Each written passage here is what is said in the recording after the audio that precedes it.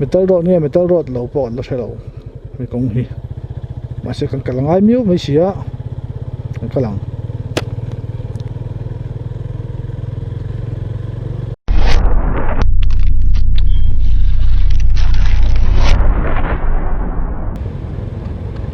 ai somli về đi ngăn tay về để đến đi được thôi ở với này hiện nên phút cái này bốc mà na video mà sao sọc mười tuổi về video khăn lăng tè cái đau tè mình suy về hiện gặp phút cái thằng anh chuông cái kia nè làm lăng tụi nó video bộ đi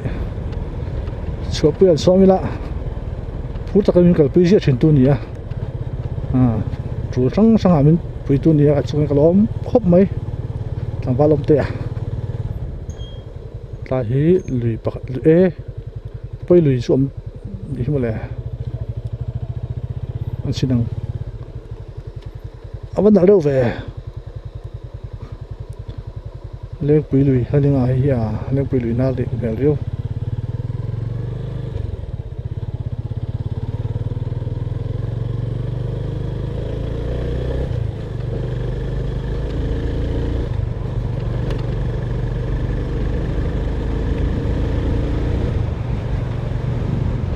hiện tại tang mà mai samchi mai đi lâu cả hiện ở sầm giòn như nghe đi lâu lâu cả ba cha công việc tết xí thì mình đã chọn chim phải cho nên công việc lăng chim lại rồi là một thời lâu cái chuyện chú vàng chuan anh đi cho khóc mày đi làm ông khóc mày anh sẽ phát động không hị cái này khua rượu tầm mới tụi đi bộ xe tàn chặt thấy biết là what chúng cho nên cái tôi hiện nay sống một cái dân về đồ tụi chúng ta thật chặt bia về đã sống thu hàng suốt á nên trong in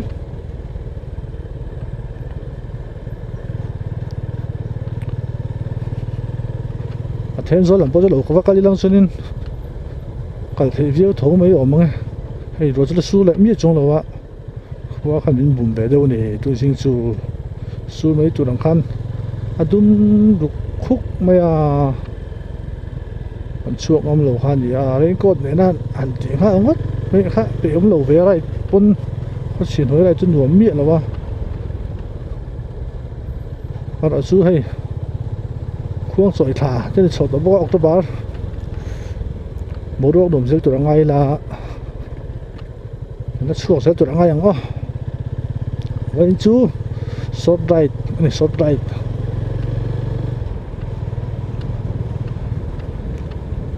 và in game là bor về anh ta tụi ngai với nhiều hiện hey lâu hey muốn nghe rồi có mặc về sổ chi vàng về anh đi lâu sổ chi anh muốn nghe hrethiam là vậy môi đi tục bao nhiêu bùn nó đi hay mai đây bùn nó mai nặng lên tục hay rồi bùn anh đi khai tham pon này xia đấy hay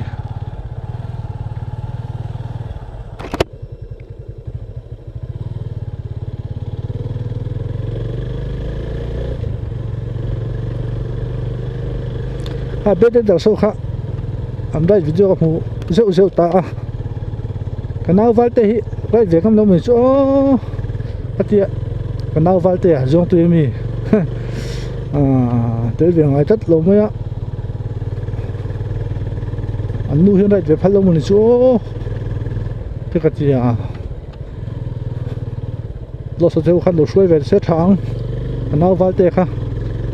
bike te pon về em mà mua off-road bike mà sẽ tới việc ngay là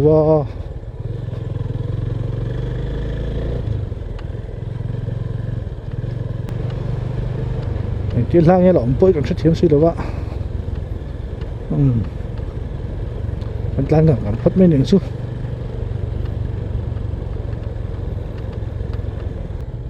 hey hey lại nữa phải bên chào tôi nên lâu chút tốt này con lại ạ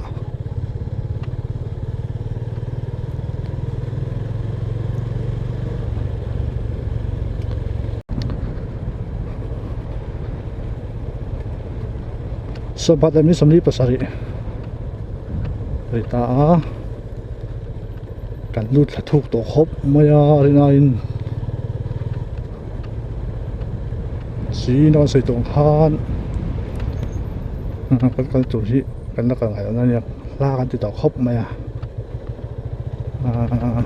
kan chungat ngat me hai ve Serzawl mo he ta airport ka peng than ni kha ta thui về tao khóc mày anh nó thể đâu nè công hi cái sử dụng cái mỏng hiền té tàn phố nó chỉ miết là mà cho bà quân chủ đồ về trép mày hay là một trong hiền in Serzawl trong hiền in long cross khan số ta sai rằng có là mà chụp hay thấy tất nhiên cái gì à chú cái là sẽ bị chết rồi ạ ông sẽ rồi hay anh lùi cái lung mưa lùi đồ mà bắt đầu chỉ lùi mà ông chuan hay lung mưa lùi này à lên bụi brunswick mẹ thì nó giúp phun về lên bụi trong là gì thì nó này chú lung mưa lùi lung sa te Serzawl phal lo man ruwa tur bom dynamo etc manga man phal ani lo tului van ani chuan brunswick men ching felang brunswick men ching fel lo ni anang wa tang khu kala chak on hle mai mo chin lok teng en chiang sin lok teng hi lung mul lui ni chu hay hận nuam được khai tuy tâm anh không một liền mà xe lệ lung mũi lì mà tham mình lạc tiêu iPhone in ô ông tên tham mình lạc sống mấy cái này số ông tên cho nia cái bụi pa he kan kalang khua kan lu tanga he lampang I sai rang ro ma lu thak thei chu kan lu thai yang ma se mi kan zo dan kong chin bridge chu ma mo kan kalang he lung mun lui ni hi leng pui ram ma ni mel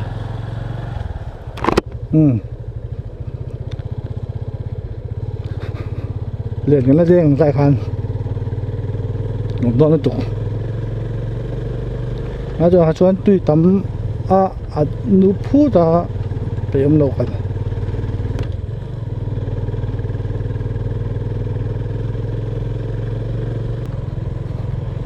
công hy liền là vang sử dụng khan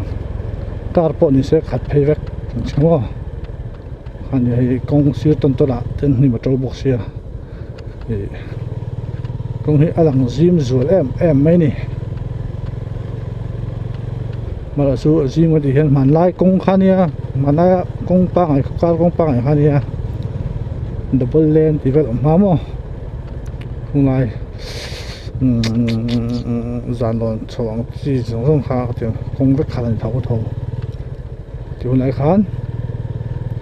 cái này tụt sắc anh kiếm phurin chắc hậu tán thấu thì cũng ngày hiện anh lô phật ông bằng ấy hạ thác mất tăng chắc cái hắn phurita tiền sản lượng sâu đến tận thắm ô anh hắn đi bên đây khăn dám nên trăng rồi mình khăn nha lọt lạc chuan là chuan thì rẻ trăng cang motor ball liền để rồi tụi anh thì football liền thì rất tụi công bộ hay ta sai rằng có ta giải ta hình này rồi tụi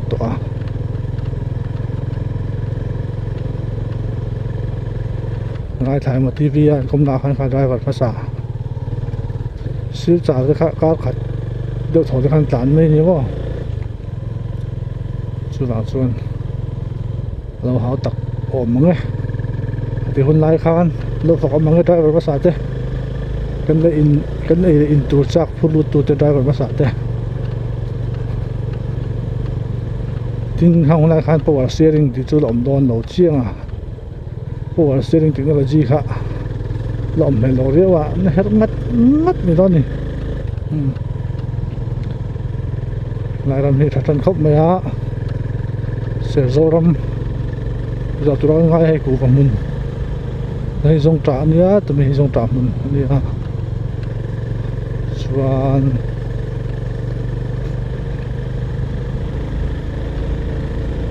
ram anh uống trần riêu hay zal thấy đắp mày á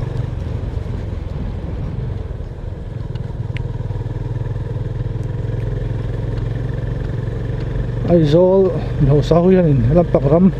leng pui leng te Serzawl thì vậy hiện huần thà đấy đều này nó sắc khóc máy phil thật tắc này stick của nó thì đậy mày cái gì cần chia sẻ năng hay sakei le bo mà thì cái Serzawl khua cần lút đòn này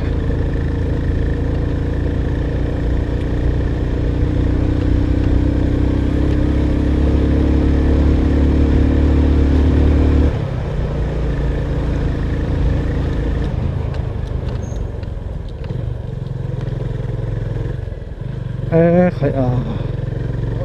ram đàn su vợ nợ khép và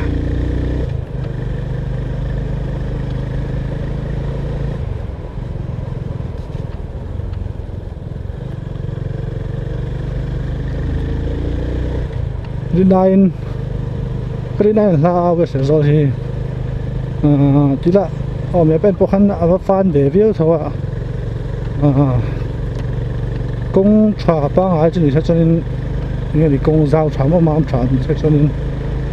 tạm xuống cái tủ tập xuống đi là ba đã có sân về lại cái tàn mấy những chuyện em lên bùi trong khăn mô đó chú vào xuân công hi trả được tục đầu tiên à tàn được tục hay đầu tiên anh đi à công blind box ya tàn vóc rồi mình đang lom về cái phòng box ya cho nên du anh hùng mang rây ta là cả lại hiện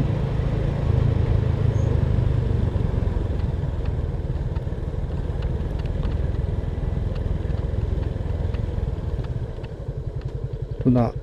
điếc gì cần bay cái hi Apollo Alpha H1 khai địa xa là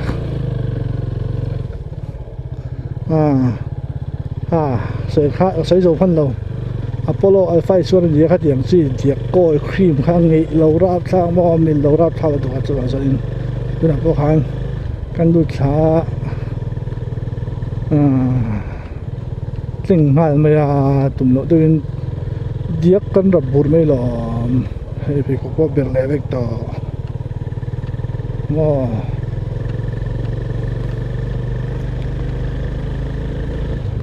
hey khua được phal luôn cái này lâu pin cũng cái lâu xiêm mà xem phal to nhàng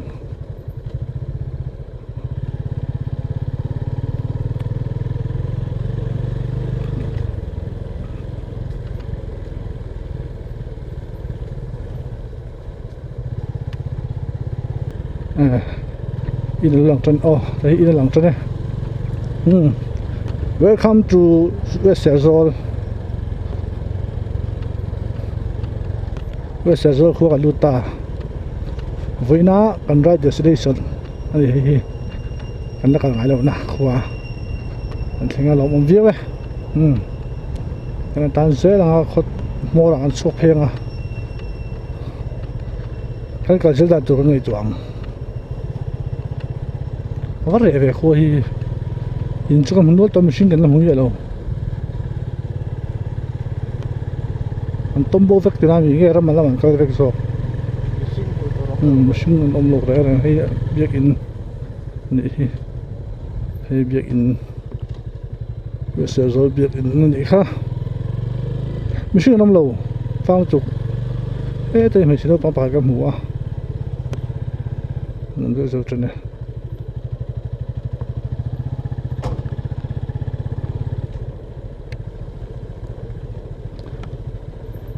hei Serzawl chu ni e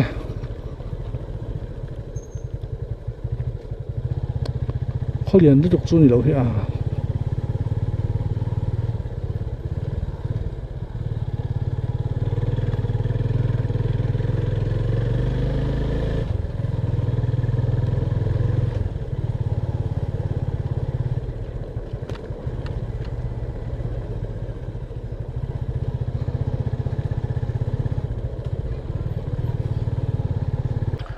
camera apui lai song song lo record lo ma le camera lai off lo ma le apui lai song song han le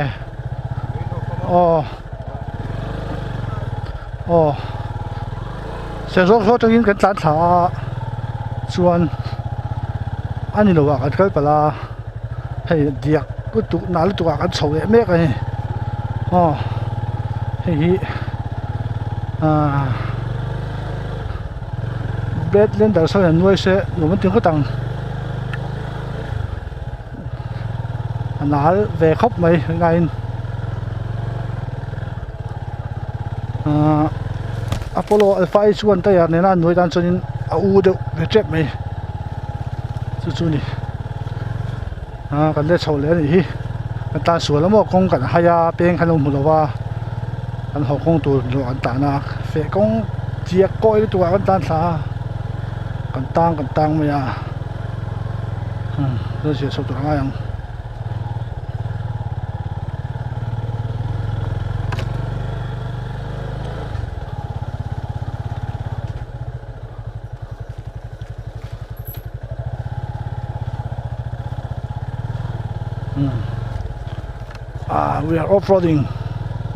we are off-roading with FZ25 Yamaha Apollo Alpha chuan tay à hay điều khan tám ô điều chắc đâu khen beng ổn tụi này chồng điều chắc đâu khen beng ổn tụi này về làm khen mô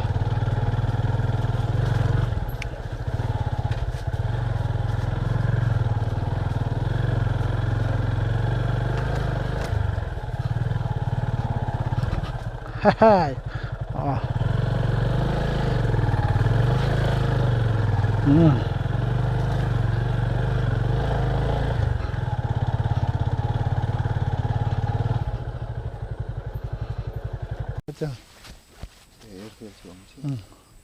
ông tia hay bike ber vek off road hay cái tao xuống hay cái nhà chịu cái đây trong ngày đông lẩu ra nè cắn tán thầy lâu nè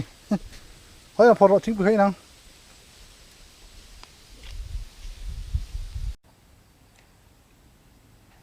chính phải im rác nên gì xin vác lũ mà nhiều mất tiếp tục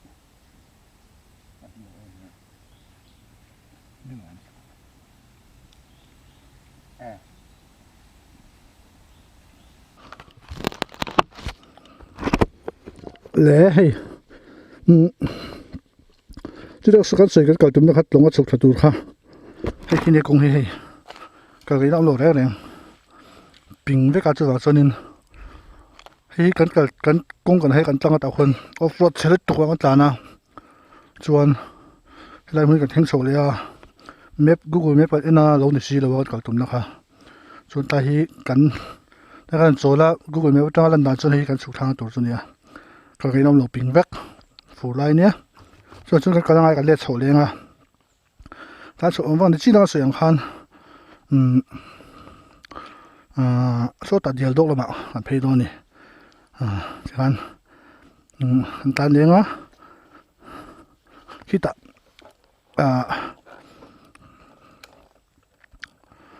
có lẽ thì lẽ quý anh thấy thấy được không ạ nó phim chung lại mấy đó nhé tin là xin khan nên cái mà xin các camera hay bật chỉ đấu dấu rất mấy no check lo wa miss kan nei nuai mai